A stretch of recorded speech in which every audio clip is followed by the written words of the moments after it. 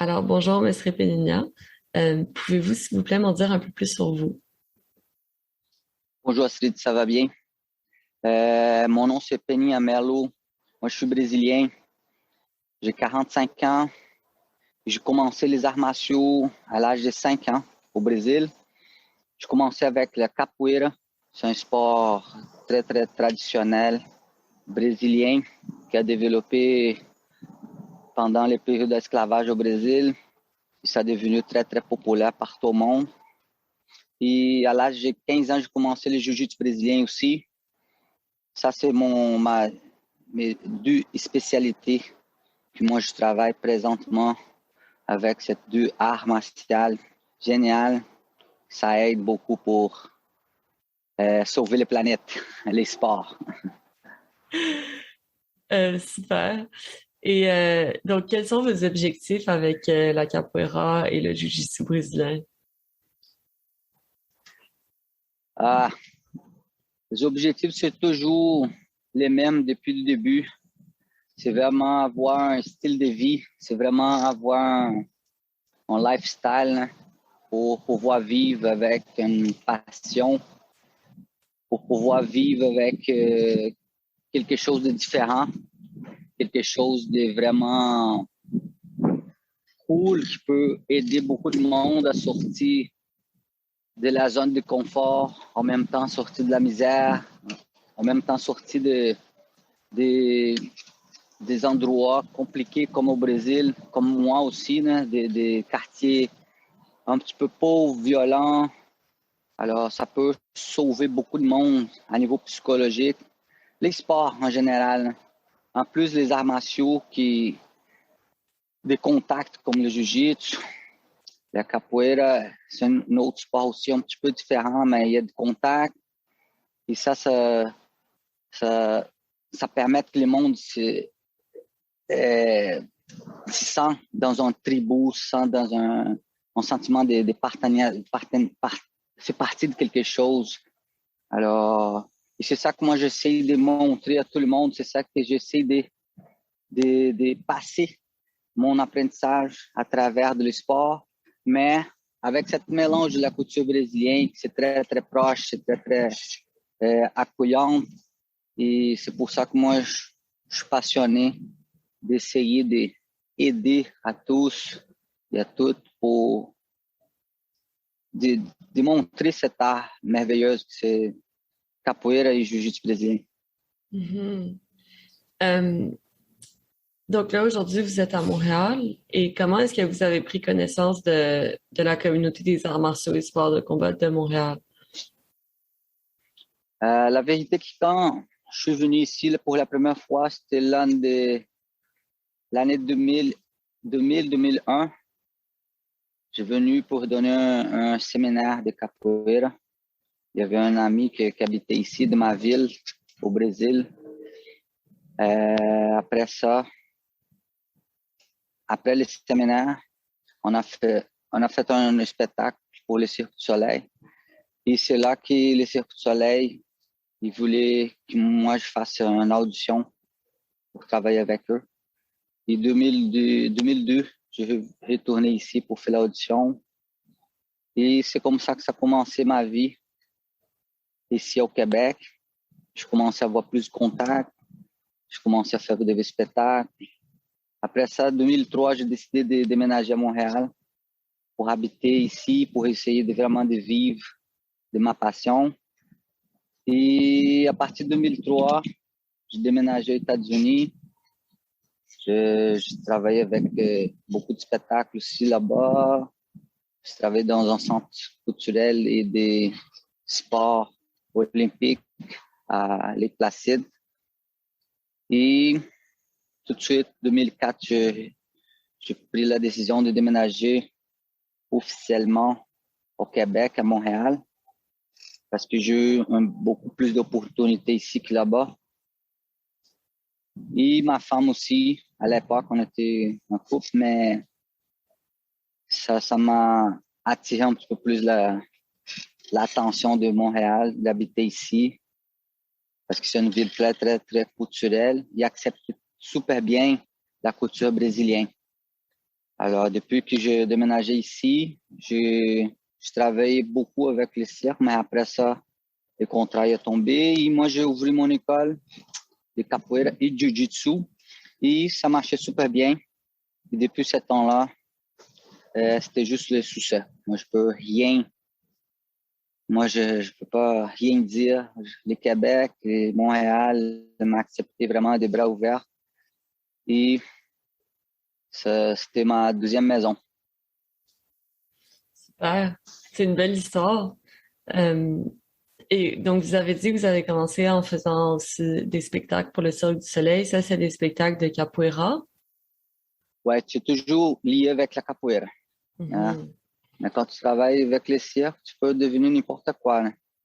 Parce que la capoeira, ça mélange beaucoup de choses. Alors, tu peux devenir un percussionniste, tu peux devenir... Alors, moi, j'étais vraiment beaucoup de branches. Hmm. Mais c'est tout lié avec la capoeira. À la fin, c'est toujours les capoeiristes. Ouais, est-ce que juste rapidement, pour ceux qui connaissent peut-être pas l'art de la capoeira et qui vont écouter cet épisode, vous pouvez décrire ce que c'est la capoeira? Ah, c'est une longue histoire, mais je vais essayer de résumer un petit peu. La capoeira s'est développée au Brésil, au période de l'esclavage, avec les, les Africains qui étaient poursuivis pour les Portugais, qui amenaient tout ça au Brésil, avec plusieurs tribus différentes de l'Afrique. Ils amenaient tout au Brésil pour travailler dans le période de l'esclavage. Et avec cette mélange de la culture africaine, avec la mélange de la culture indienne, brésilienne, ça commence à développer beaucoup de rituels avec la musique, avec les instruments. Et à l'époque, tous les propriétaires des esclaves, ils commençaient à voir que tout le monde commençait à être blessé à cause de combats, qu'ils commençaient à pratiquer des combats, ils étaient toujours blessés. Ils ne pouvaient pas travailler à cause que cassaient les bras. Et... Ça, c'est juste un résumé. Et après ça, tous les rituels africains, tous les rituels étaient illégaux. Et c'est là que ça a commencé le rituel de la capoeira caché à travers de la danse. Parce que tous ces rituels de musique et danse, les esclaves ils pouvaient faire, les Africains ils pouvaient faire. Okay? Là, il est caché l'art martial capoeira à travers de la danse, la musique. À chaque fois que les propriétaires sont venus voir, ça continuait la danse, la musique, les tambours, tout ça. Et, ok, c'est correct, laisse faire parce qu'il fait juste sa musique, né? Il n'y a pas de danger. Quand les propriétaires partis, ça continuait à développer cet art martial. Et c'est avec cet art martial-là que les esclaves ils pouvaient sauver de la senzala pour vraiment se cacher et après ça, pouvoir se battre. Il a commencé à développer beaucoup de, des couteaux avec les bois, il développait des armes avec les bois. Isso est devenu très, très marginalisé après le période d'esclavage. Quand l'abolition est venue pour finir avec le période d'esclavage, la capoeira était super violente. C'est un art martial super violent qui normalement, les Noirs utilisaient beaucoup de couteaux, des armes blanches cachées dans le corps pour jouer la capoeira. Alors, dans la capoeira, on dit qu'on joue la capoeira. Hein, on ne danse pas. C'est toujours, tout le monde pense en danse, mais il faut faire beaucoup d'attention parce que les coups de pied, ça passe vraiment vite et quand ça prend, ça fait mal. Alors, après ça, la capoeira a développé beaucoup déjà. Depuis 1940, quand le gouvernement de Getúlio Vargas il a décidé de mettre la capoeira comme un sport légal, développé au Brésil. À partir de là, la capoeira a développé beaucoup. Mais avant ça, juste c'était très intéressant. Avant la Troisième Guerre mondiale, je pense, ou Deuxième Guerre mondiale, tous les Noirs, les capoeiristes étaient envoyés pour la guerre du Paraguay. Et c'était la ligne de front, parce que la première ligne de combat, parce que c'est tout dans la forêt. Alors, les capoeiristes savaient se cacher super bien et de faire des pièges. Et c'était un succès après la Deuxième Guerre mondiale. Et quand il est retourné, les capoeiristes étaient vraiment comme waouh, c'était comment on dit ça, c'est comme la beauté de la guerre. C'était les capoeiristes qui étaient vraiment super forts dans les combats one-on-one, combats corps à corps. Et après, retourner au Brésil, le gouvernement a décidé de mettre la capoeira comme légale et pour la société en disant que c'est le sport créé pour les Afro-Brésiliens dans la terre du Brésil. Alors, c'était vraiment comme patrimoine mondial. C'était vraiment cool comme histoire, triste en même temps avec les périodes d'esclavage, mais c'est à cause de toute cette histoire-là que la capoeira est devenue super fort, en même temps riche en couture. Et aujourd'hui, c'est déjà partout au monde. Et c'est difficile d'arrêter maintenant. Ouais. Ouais, merci pour cette explication. Euh, donc, par rapport à Montréal, quelle est votre perception de ce que c'était la communauté des arts martiaux et sports de combat de Montréal avant la pandémie COVID-19? Avant la pandémie, c'est sûr qu'il y a beaucoup de changements. Né? Partout au monde, il y a beaucoup de changements. Quand je suis arrivé ici à Montréal, les sports de combat n'étaient pas connus. Je me souviens, quand je suis arrivé, il n'y avait même pas d'école de jiu-jitsu. Il y avait comme 1 ou 2 écoles de jiu-jitsu à l'époque. C'était la Gama au centre-ville, c'était une école de MMA, mais il n'y avait pas de prof de jiu-jitsu brésilien. Il y avait juste un coach qui donnait des cours de MMA, mais pas spécialisé en jiu-jitsu brésilien. Capoeira, il y avait 1 ou 2 personnes seulement. Il y avait un Québécois qui est parti au Brésil, habitait là-bas, après ça retourné ici. Il y avait mon ami à l'époque qui habitait ici. Il n'y avait pas beaucoup de monde. Alors, c'est très, très difficile de se connaître. Mais en même temps, entre 2000 et 2010, ça a explosé. Tout le monde a entendu parler de la capoeira. Tout le monde, c'était comme la line-up de 6 mois pour vraiment trouver une place à notre école. Parce que c'était la seule école qu'il y avait à Montréal, organisée, bien faite, avec un studio grand, qui pouvait vraiment supporter plusieurs personnes en même temps. Alors, ça a explosé, c'était un succès pendant longtemps. Mais après, la mode a tombé un petit peu. Il est venu plusieurs personnes, il y a plusieurs personnes qui sont venues pour faire n'importe quoi. Il y a plusieurs personnes qui voyagent au Brésil, 6 mois après, reviennent, ils pensent qu'ils sont déjà profs, ils commencent à essayer de donner des cours. Là, ça fait juste comme un petit peu bordel, né? Après, c'est sûr qu'en long terme, tout ça, ça tombe encore. Qui est vrai, ça continue, et qui est pas vrai, ça tombe, arrête, et etc. Parce qu'ils pensent que c'est facile. Alors, avant la pandémie, c'était correct, mais comme je t'expliquais, de 2000 à 2010, c'était explosion. 2010 à 2018, on va dire, avant la pandémie, 2019, c'était correct parce que la communauté du jiu-jitsu brésilien, ça augmentait beaucoup aussi. Alors, comme moi, je fais les deux, et c'est très, très difficile d'avoir 2 modalités dans une école comme la mienne. En plus, c'est moi le coach, parce qu'il n'y a pas beaucoup de monde qui croit qu'une personne peut avoir 2 modalités comme ça et être expert dans les 2 modalités. Tu comprends? Moi, je suis brésilien, j'ai commencé à l'âge de 5 ans et 15 ans. Alors, moi, je peux me permettre de dire, moi, je suis vraiment un expert dans ces 2 arts martiaux. Et moi, je suis capable vraiment d'avoir les 2, un ou l'autre, super bien.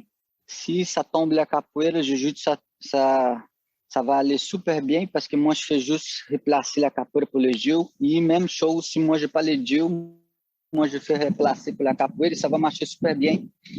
Mais moi, j'étais capable d'équilibrer les deux et continuer parce que c'est ma deux passions. Alors, avant la pandémie, c'était déjà correct, mais le jiu-jitsu, il a augmenté beaucoup la recherche pour pratiquer le jiu-jitsu brésilien. Il y avait beaucoup plus. Et la capoeira, ça tombait un petit peu. Même pourquoi la capoeira, c'est un sport très, très difficile. C'est pas un sport qui, comme o karaté, judo, si tu commences à pratiquer 10 ans, tu es déjà ceinture noire. Jiu-jitsu, même chose, dépendamment de ta routine. Capoeira, ça prend toute la vie. Minimum 25 ans pour devenir un maître de capoeira. Minimum 25 ans. Tu comprends? Moi, j'ai pris ma corde de maître à presque 30 ans de capoeira. Parce que c'est toute une philosophie de vie. C'est tout un art. Il y a aussi la musique et toute l'histoire qui vient avec. Faut que tu qu'il faut domines tout. connaître. C'est pour ça que quand je parle de la personne qui est vraie, la personne qui n'est pas vraie, that's it. Parce qu'un étranger, pour faire la capoeira, il a besoin de parler portugais fluent. Il ne peut pas parler croche parce que sinon, il ne peut pas chanter en portugais. Tu comprends? Alors, s'il ne peut pas chanter en portugais... La musique, parfois, est-ce que vous faites de la musique live? La musique live tout le temps. Alors, il faut que tu deviennes un musicien. Un musicien, ça prend longtemps pour que tu deviennes un bon musicien. Apprendre à jouer tous les instruments de capoeira, que c'est environ... Les principaux, c'est 2. Mais on va dire comme 4-5 instruments qu'il faut que tu domines bien. Les autres, c'est correct, c'est juste l'instrument pour accompagner. Facile, mais les berimbau et o atabaque, c'est 2 instruments qu'il faut que tu domines super bien. Alors, ça prend des années de pratique et c'est pas facile juste comme, OK, 1 an, 2 ans, je suis expert, non. Parce qu'il y a plusieurs choses à apprendre, en plus avec les Portugais, en plus avec ton entraînement des techniques. Alors, ça prend toute une vie. Même pour nous, Brésiliens, ça prend entre 25 et 30 ans pour devenir maître de capoeira. C'est la dernière corde, né? Dernière graduação. Et c'est ça, c'est un sport très, très difficile. Jiu-jitsu, c'est déjà plus facile, né? Jiu-jitsu, c'est comme 10 ans, si tu fais bien, c'est déjà devenu prof, 7 ans noir, et après ça, tu peux déjà ouvrir ton école. C'est vraiment intéressant. Parce que la capoeira, moi, je trouvais ça juste beau à regarder. Puis le fait que ce soit comme un jeu, vous dites, et qu'on voit pas forcément le contact. Parce que ils passent très près, mais il n'y a pas souvent de contact. Ou je sais pas s'il y a différents types de performances. Comme, est-ce qu'il y a vraiment des combats de capoeira? Il y a différents types de combats. Il y a différents types de jeux. OK? Les jeux plus lents, les jeux pas de contact, juste de marcation. Ça, c'est pour ça que c'est très, très long. C'est très, très difficile de comprendre les rituels. Parce que la vérité, la capoeira, il n'y a pas de règle. Okay? Il n'y a pas de règlement. Tu peux faire n'importe quoi. Tu peux donner un coup de poing comme ça, direct dans la personne, et la personne, wow, qu'est-ce qui se passe? Mais c'est ça. Il y a un sport qui n'a pas de règle. C'est développé dans la rue. Tu comprends? C'est comme la couture de breakdance, hip-hop, des choses comme ça. Alors, aujourd'hui, le monde essaie d'organiser un petit peu, mais il n'y a pas de règle. Tu peux mettre les doigts dans les yeux parce que c'est un sport de survive. Tu comprends? C'est très intéressant comme self-defense, mais en même temps, c'est comme quand le monde voit les mouvements, parce que c'est les mouvements que ça mélange comme la danse. Les mouvements de la ginga, ça mélange tout le monde. Wow, on fait la danse. Mais c'est juste les mouvements de base da capoeira que, à partir de là, on va essayer de jouer. C'est pour ça que c'est difficile de dire, ah, mais il n'y a pas de combat. Oui, il y a des combats. Les moments de combat, le monde arrête de niaiser. Okay. Arrête de faire des acrobaties, arrête de jouer et part pour le combat direct. Ça va utiliser les coups de pied frontal, les coups de pied dans la tête, coups de poing, main ouverte. Et ça devient un combat extrême. Tu comprends? Ça peut... juste la règle, c'est quand on tombe par terre, on continue pas. Tu comprends? Okay. C'est parce que comme on peut pas mélanger des choses. Alors, on essaie de faire le combat. Cas où ça tombe, OK, normalement, les maîtres, ils viennent, ils séparent et on continue de jouer. OK. Tu comprends? OK. C'est Ouais, je sûr comprends. qu'ici, au Québec, c'est un pays, Canada, c'est un pays qui il n'y a pas beaucoup de violence. Alors, le monde n'accepte pas ça. Alors, c'est pas normal de voir le monde se battre tout le temps. Alors, pour nous, ici dans l'école, moi, j'essaie de m'adapter avec la culture du Canada. Il n'y a pas de violence, puis le monde ne veut pas le contact. Je pense que la capoeira, c'est une danse, c'est juste un sport qui n'a pas beaucoup de contact. OK, fine. Fais qu'est-ce que tu peux, fais qu'est-ce que tu veux. Mais moi, j'ai adverti. Le moment qu'il y a besoin, il faut utiliser. Parce que si tu pratiques, il faut utiliser. Mais ça, c'est culturel. Au Brésil, c'est normal. Moi, quand j'ai commencé la capoeira, j'ai commencé pour apprendre à me défendre. C'est déjà une mentalité complètement différente. Comme n'importe quel sport de combat. Tu comprends? Si tu commences à avoir des problèmes dans ton quartier ou dans l'école, ta maman va t'écrire dans un club d'arts martiaux, ou capoeira, judo, jiu-jitsu, whatever. Et fais-la parce qu'il faut que tu apprennes à se défendre. C'est déjà la mentalité complètement différente. Ça veut dire tu apprends à se battre. Tu comprends? Et a capoeira, c'est pas différent. Au Brésil, quand j'ai commencé, c'était strictement pour les hautes défenses. OK. OK, je comprends. Et ça marche super bien. Par rapport à la pandémie, depuis qu'il y a eu la pandémie, comment est-ce que votre salle et comment votre implication dans les arts martiaux et les sports de combat s'est transformée avec ça? Astrid, c'est très difficile. Au début, c'est un petit peu... Il n'y a personne qui savait c'est quoi ça. Né? Alors, on n'a pas réalisé vraiment. L'école, OK, on ferme des mains. C'était vraiment comme une semaine, tout le monde commençait à parler de ça. Et, OK, peut-être tous les commerces vont fermer. Au début, c'était comme, OK, on ferme. Mais après, quand tu commences à réaliser que c'est quelque chose d'un petit peu plus sérieux, là, c'était l'adaptation que ça commençait. Moi, j'ai pris presque un mois avant de commencer à me recommuniquer avec les élèves parce que tout le monde a complètement s'est isolé. Et on n'avait pas cette histoire de Zoom, de Google Meet ou whatever. Et là, c'était comme, même s'il y a quelques élèves qui ont parlé de ça, pour moi, c'était comme, wow, comment que je veux donner un cours online, comment que je veux faire des cours, comment que je veux continuer. Mais c'était correct parce que ça faisait pas trop mal. On fermait l'école, c'était comme, je pense que c'était 12 mars, quelque chose comme ça, 2019, 2018, quelque chose comme ça. Là, OK, correct, j'ai déjà payé le loyer. Après ça, c'est comme, OK, good. Mois de juillet, au mois de mars, avril, OK, qu'est-ce qu'on fait? L'école est fermée, le propriétaire veut qu'on paye le loyer. OK, je paye le deuxième loyer. Après ça, OK, good, mais l'argent qui rentre pas. Aí ça commence ça commençait à m'inquiéter. Avant, c'était comme quelque chose qu'on ne savait pas c'est quoi. Mais après, le monde commençait à parler de, OK, 3 mois fermés. Et là, wow, 3 mois fermés, ça va être tough.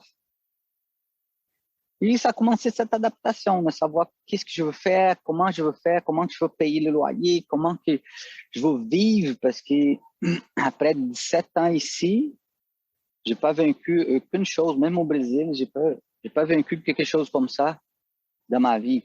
Je savais même pas quoi faire, où aller, comment aller, tout le monde fermé de chaque maison. Là, je suis comme, wow! OK, là, le monde commençait à me montrer comment que ça marche les Zooms, comment que ça marche Google Meet, et puis, mais je n'étais pas sûr encore, je n'étais pas encore vraiment connecté avec cette affaire. Mais j'ai commencé à donner un cours en ligne.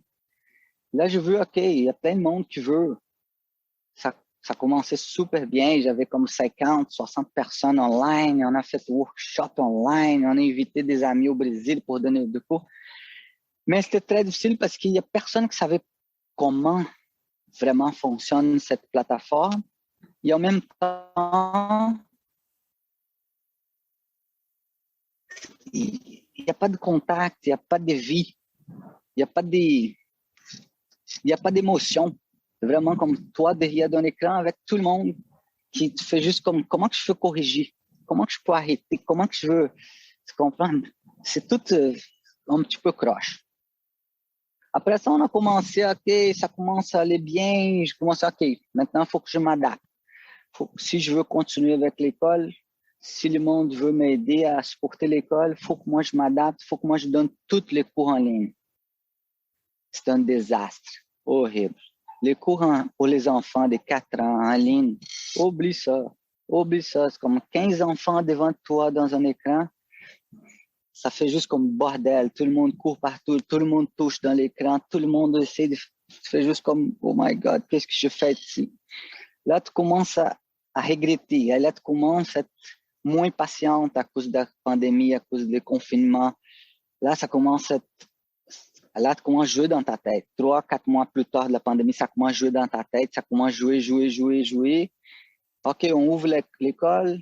Après ça, on ferme tout encore. On a vu 15 jours, je sais pas, un mois, quelque chose comme ça. Et après ça, tout tombé à l'eau encore. Là, j'ai travaillé fort pour ouvrir l'école. C'était super. Et ferme tout encore. Là, c'était un autre coup de poing qui ça me frappait vraiment beaucoup plus fort que la première fois. Parce que moi, j'étais prête pour retourner, mais c'était pas ce bon moment. On revient online encore, on replace tous les cours, tous les parents qui veulent occuper les enfants. Mais moi, je pouvais pas.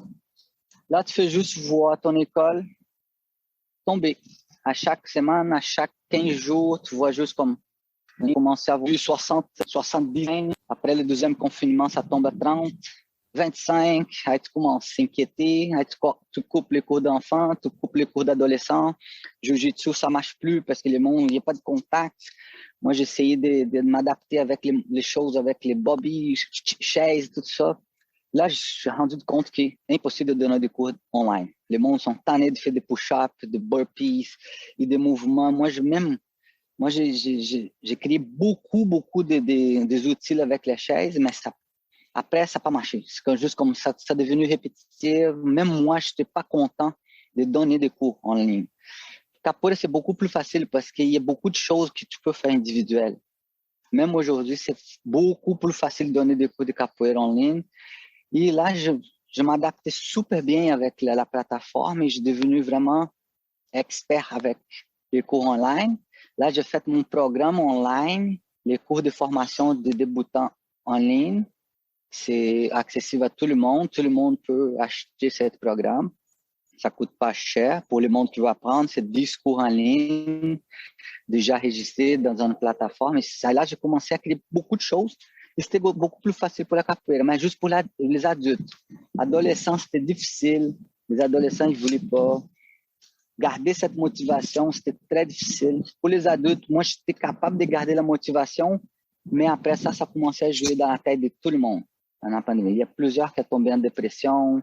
Moi, j'ai essayé d'aider online, mais ça n'a pas marché. Même moi, je commençais à vraiment, ça jouait dans ma tête. Moi, j'ai pris déjà tout de suite un psychologue pour faire sur Zoom encore. Et, né, comme tout c'était devenu comme Zoom.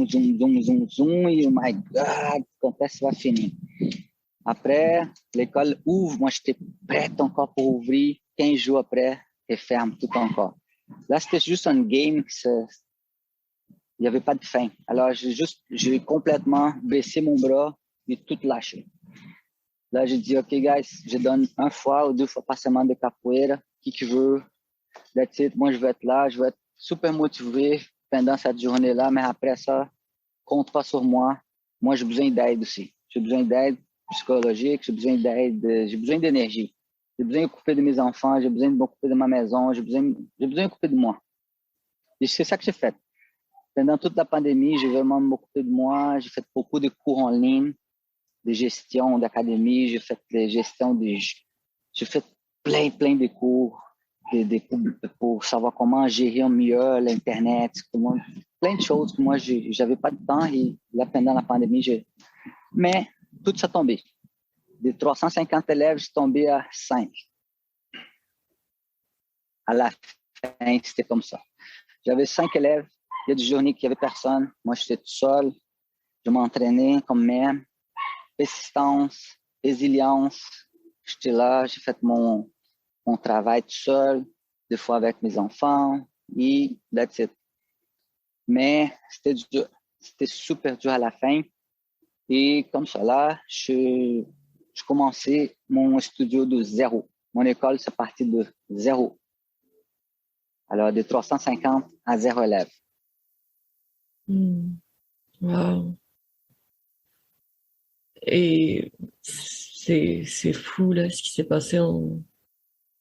C'est pour ça que je pense que c'est important d'en parler puis de se rendre compte de ce qui s'est passé parce que personne s'y attendait. Puis aujourd'hui, les écoles ont rouvert. Donc là, dans le présent, je sais que, par exemple, pour avoir cette entrevue, vous étiez occupé, donc j'imagine que ça a repris. Oui, ça a repris beaucoup, mais en chance qu'il y a plusieurs élèves qui supportaient aussi l'école en termes de prendre des cours privés, tu comprends, avant de recommencer les cours en groupe, parce qu'il y a plein de monde qui ont encore peur d'attraper le COVID, parce qu'il y a des bébés petits, ils habitent avec les parents ou quelque chose. Alors, ils préfèrent venir juste avec moi, tout seul, et reprendre un petit peu la forme physique, et après ça, peut-être mois de septembre, ils vont retourner en groupe. Je ne sais pas qu'est-ce qui va arriver, je ne sais pas si le monde va être prêt ou non. Il y a plein de monde qui attendent la deuxième dose pour retourner. Le gouvernement, il accepte juste 12 personnes par groupe. Alors, l'école est réduite à 12%. Alors, je ne peux pas recevoir beaucoup de monde à l'école. Et même s'il y a plus que 12 personnes, tu vois que les monde commence à s'inquiéter parce que les monde commence à se gratter. Né? Ça devient quelque chose de stressant parce qu'on ne sait pas s'il va venir une fiscalisation, s'il va venir la police pour te donner un ticket, si tout le monde est correct, si le monde utilise le masque ou non. C'est comme, ça devient un bordel un petit peu. Et c'est juste comme injuste avec les écoles d'arts martiaux, c'est injuste avec les gyms parce que c'est là qu'on va chercher la santé. Et le monde ne rend pas compte que normalement, les mondes qui viennent au gym, qui fait les sports, des combats, des choses comme ça, sont les mondes qui ont un lifestyle différent, qui normalement ne sortent pas pour un nightclub, vont pas aller dans un bar à chaque jour. Il n'y a pas beaucoup de contact avec le monde extérieur. Tu comprends? C'est juste quand on vit ce monde-là que le monde réalise de combien que c'est safe dans une place. Juste pour avoir une idée, pendant toute la pandémie, dans mon école, moi, même si on a gardé le contact avec certaines personnes, on n'a jamais eu les cas de COVID dans mon école. Tu comprends? Peut-être qu'il y a quelqu'un qui a pris, qui n'a pas parlé, mais il n'est pas venu non plus pour s'entraîner. Alors, tout le monde s'entraîne ensemble, on a toujours les contacts, mais on n'a pas eu les COVID dans notre milieu parce que, comme j'ai expliqué, c'est pas le monde régulier qui sort à chaque jour, qui va manger dans un restaurant à chaque jour, qui va aller dans un bar ou un nightclub les fins de semaine. C'est comme complètement différent les styles de vie. Alors, moi, je trouvais un petit peu injuste qu'est-ce qui se passait avec toutes les mesures de sécurité. C'est pour ça que c'est comme ça devenu un petit peu plate. Qu'est-ce qui est arrivé avec toutes les écoles.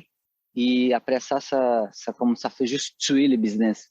Et pour reprendre avec toutes les mesures, je ne sais pas comment que ça va aller pour reprendre encore toutes les activités au normal. Tu comprends? Ouais. Vous avez parlé que, par exemple, le Canada, c'est une différente perception de la capoeira ou des arts martiaux aussi à cause de la culture. Donc, peut-être que les gens ceux qui font les régulations, ils sont moins au courant, justement, du type de lifestyle, comme vous dites, qui vient avec la capoeira, puis que c'est vraiment quelque chose qui favorise la santé, que même s'il y a des contacts, c'est juste des contacts entre des personnes qui font attention, qui sortent pas beaucoup, qui sont en contact, par exemple, pour faire des arts martiaux, mais que ça renforce leur système immunitaire. Donc, dans le futur, qu'est-ce que vous pensez qui peut être fait pour que la communauté soit plus perçue de cette façon, pour qu'il y ait comme différentes images de la communauté de capoeira, du jiu-jitsu brésilien?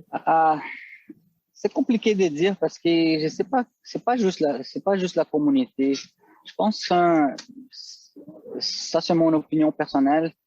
La pandémie, c'est sûr qu'il faut voir comme une maladie grave, partout au monde, mais ça est devenu trop politique, trop polarisé, trop... Moi, je ne suis pas spécialiste pour dire, mais ça est devenu trop, tu comprends? Parce que tout le monde sait que les sports, tout le monde sait que les sports, c'est vie, c'est la vie, tu comprends? Tout le monde sait que les sports, c'est santé, c'est les sports, c'est lifestyle. Alors, c'est pas la communauté qui c'est juste que nous sommes des moutons qui ont suivi les règles. That's it. C'est normal, il faut suivre les règles. On vit dans un pays comme ça, et partout au monde, c'est comme ça. Si le gouvernement dit on ferme, on ne se touche pas, on va arrêter de se toucher et fermer tout. Okay? Mais c'est juste injuste pour plusieurs choses, tu comprends? Pour plusieurs choses. Moi, je ne trouve pas juste de laisser beaucoup de choses ouvertes comme la SAC pour vendre des alcools, pour vendre la drogue, des choses comme ça. Un line-up, tout le monde vient, touche, il laisse pas les autres travailler. Une partie travaille, l'autre partie travaille pas. OK, la construction qui donne beaucoup d'argent, OK, laisse les autres travailler. OK, on ferme tout. On arrête l'économie. Mais si on laisse un commerce ouvert, laisse les autres ouverts.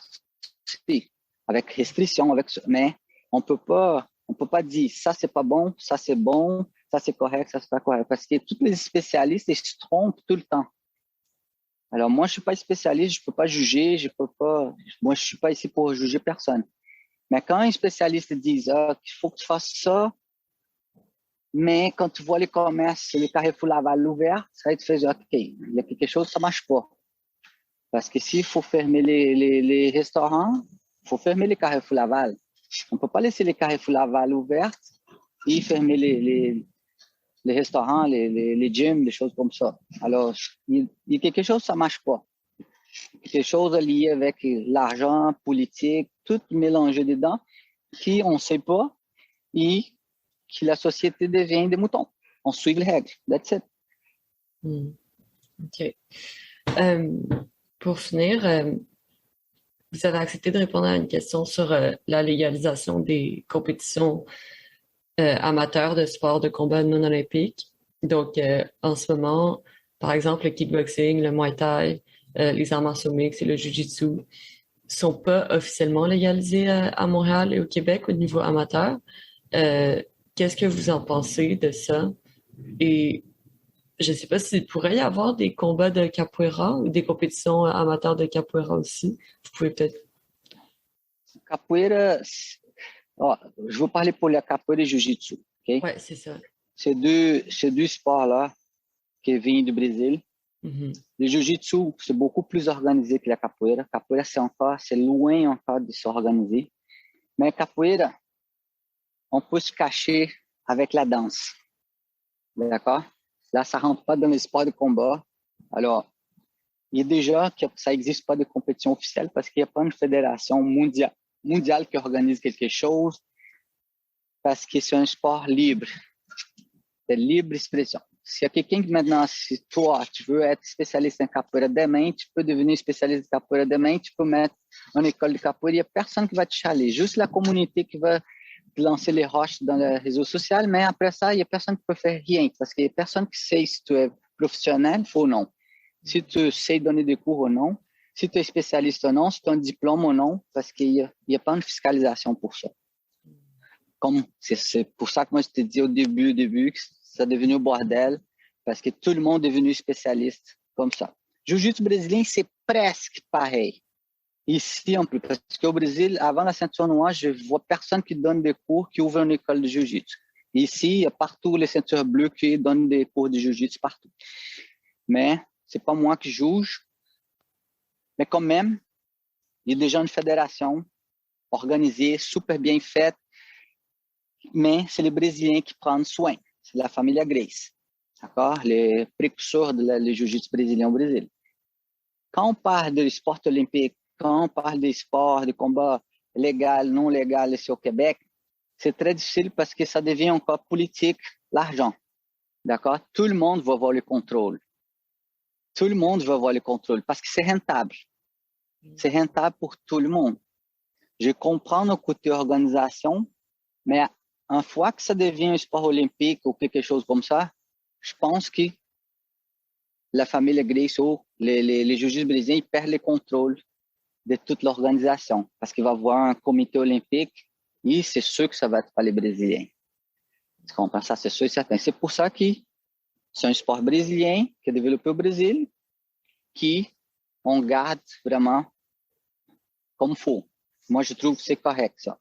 Alors, pour que ça devenu illégal, toutes les choses ici au Québec, je trouve que c'est juste politique et l'argent. C'est une fois que les mondes vont mettre beaucoup de l'argent dans le système et qui va devenir quelque chose de plus organisé, qui va rentrer de l'argent pour le gouvernement et ça va être plus facile de laisser passer. Tu comprends? Mais je comprends pas trop comment que ça marche la loi du Québec pour vraiment pour t'expliquer mieux. Mais ça, c'est mon opinion. Je pense que c'est juste politique parce que ici, c'est juste nous qui perdons.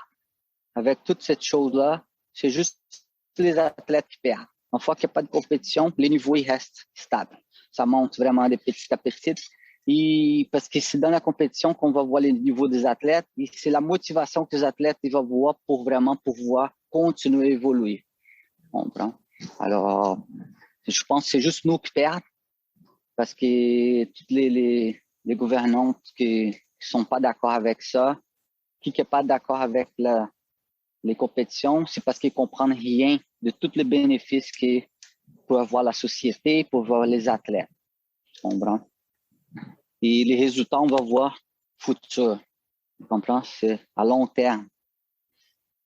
Mais c'est que moi, pour juger à niveau politique ou règlement de la ville, d'un pays, c'est comme ça, c'est comme ça. Ils disent qu'il y a beaucoup de lavage d'argent dans le monde, fait le nettoyage d'argent dans les combats de MMA, mais on ne sait pas si c'est vrai ou non. Je ne sais pas si c'est vrai ou non, je ne peux pas juger, je ne peux pas dire, mais peut-être qu'un petit peu plus d'organisation au lieu d'essayer de vraiment frapper les marteaux et dire, OK, non, plus de compétition avant de devenir un sport olympique. Pour devenir un sport olympique, ça prend des années. On parle de capoeira, jiu-jitsu pour devenir un sport olympique depuis que j'ai commencé. On parle de ça, ça fait déjà plus que 30 ans. Alors, c'est pas facile de devenir un sport olympique comme ça, facile. Alors, ça va prendre longtemps pour régler les problèmes ici au Québec à niveau de compétition. Et c'est une guerre, c'est très, très difficile de se battre contre le gouvernement. Et c'est fatigant parce que tu veux pas perdre ton temps. Donc, quand tu fais juste comme, OK, je veux pas.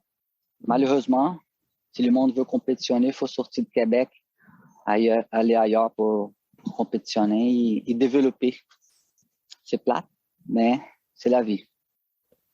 Oui, je comprends. Puis au niveau politique, c'est sûr que c'est compliqué, mais juste, vous avez dit plus tôt dans l'entrevue que, tu sais, on pratique à l'école, mais c'est pour l'appliquer puis pour combattre, donc pour faire des compétitions, j'imagine. Aussi. Comme la compétition, ça fait partie de toute la pratique, ça fait partie de la culture. Aussi, parce que c'est toujours un objectif final. Mais c'est pour ça que, pour moi, ça me dérange pas. Parce que moi, je veux montrer les sports comme une philosophie de vie. Je veux pas montrer les sports pour que la personne compétitionne. Parce que la compétition, c'est juste 5% de l'école qui va compétitionner. Ouais. C'est vraiment une quantité minime. C'est pour ça que ça affecte pas les écoles. Et des fois, ça va être mieux parce qu'ici, le monde n'aime pas se battre. OK. Tu comprends? C'est une communauté qui, c'est pas culturel de se battre. Alors, c'est normal que les mondes vont avoir peur de la compétition. Alors, il y a plusieurs personnes qui rentrent dans une école de jiu-jitsu, par exemple, qui ne veulent pas compétitionner, qui disent, ouais, je veux le jiu-jitsu juste pour apprendre à me défendre ou pour apprendre parce que j'aime ça, mais je veux pas la compétition. Fait non, ici, il n'y a personne qui pousse vous autres pour la compétition. Au contraire, ici, c'est un lifestyle. On va essayer de garder notre style de vie, savoir comment améliorer ta performance, de toute façon, améliorer la coordination, psychomotricité, les stress, tout ça. C'est ça que moi, je cherche dans mon école. Peut-être quand moi, j'étais plus jeune, Moi, j'étais plus compétitionnaire, plus à niveau de compétition. Là, non. Là, je voulais des partenaires pour m'entraîner pour la compétition. Mais après que je comprends un petit peu la philosophie de la vie, tout ça, tu deviens un petit peu plus mature, expérimenté, ça va être beaucoup plus facile de passer un petit peu plus cette dynamique de lifestyle au lieu de pousser quelqu'un pour une compétition. Donc, la compétition, c'est juste un petit détail de l'entraînement. OK. Non, ben merci beaucoup, Mestre Pénina. De rien, Astrid. J'espère que ça va pouvoir vous aider et j'espère que ça va motiver plusieurs personnes à pratiquer la capoeira et le jiu-jitsu brésilien.